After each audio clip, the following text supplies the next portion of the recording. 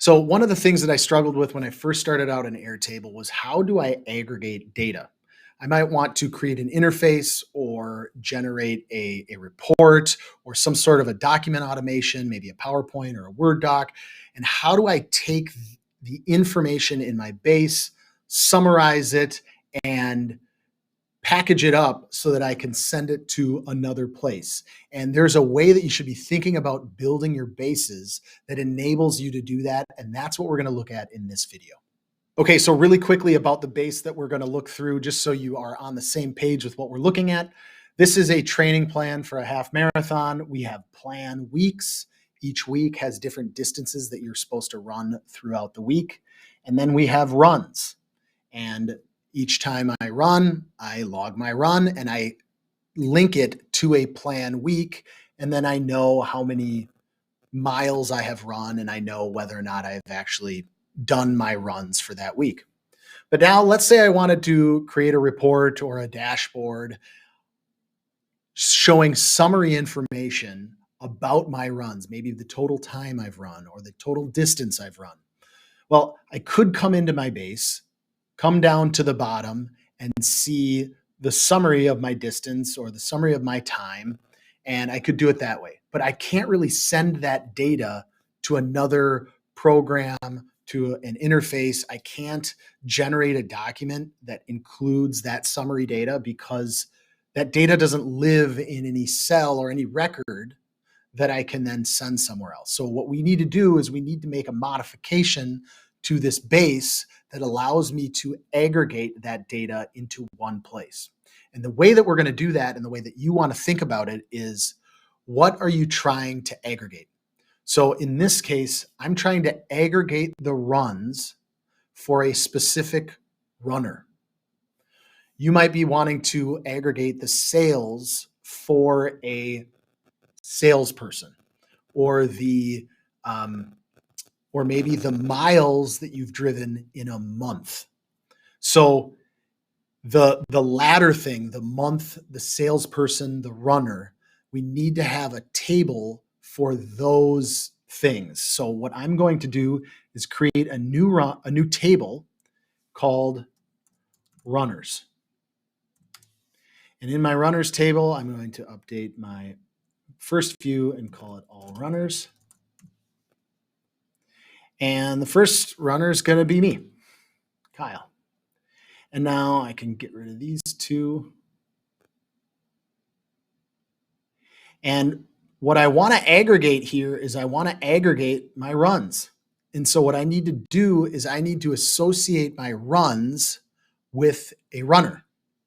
So I can come in here, I can add a new field. I'm going to link it to another record, and I'm going to say that the run is associated with a runner. There's only, in this case, there's only going to be one runner. I'm going to call this runner. I'm going to create my field.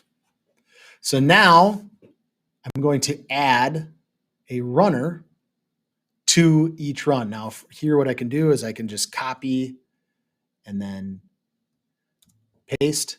That's pretty easy. So now what I've done is I have a runner on all of my runs. Now you might be thinking, well, I've created a base for one record, and that's kind of the hurdle that you need to be thinking about, or that you need to get over, is that you might have a table that only has one record, and that is totally okay, because what we can now do is we can see all of my runs, and now I can start to do my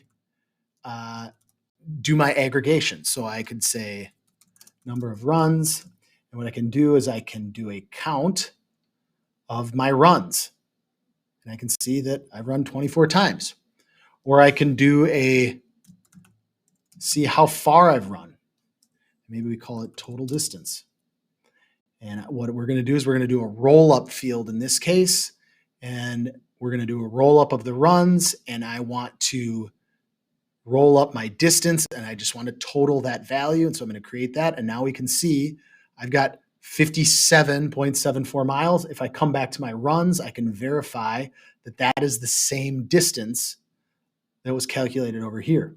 Now, the nice thing is by having a separate table, I could have 2 runners, 3 runners, 4 runners, 100 runners, and it would aggregate for all of the individual runners. So if you have years or months or different salespeople, you put them all in your your new table, and then you do all your calculations from there. Then what you're able to do is now I can put this record and this data on an interface. I can set up a workflow to send this information to a document automation through Make or through something else, and I could send that to a document automation, and now I could create a report. So this is the kind of the way to set up your base to allow for that aggregation. Side note, little self plug here. If you're interested in document automation, check out nocodecollab.com. We've got a university page where we have a whole course that's all about document automation. We'll show you how to take this data and then send it and create files, whether it's Word docs, PowerPoints, Excel files, images, you name it, how to take this data and generate really kind of powerful document automations. So, this is kind of a really quick overview of how to aggregate data in Airtable. You can now take this data, you can put it into interfaces, documents, like I said. So really the sky's the limit. I hope this helped. Leave any comments or any questions, please like this video and subscribe to our channel, and we will see you at the next tutorial.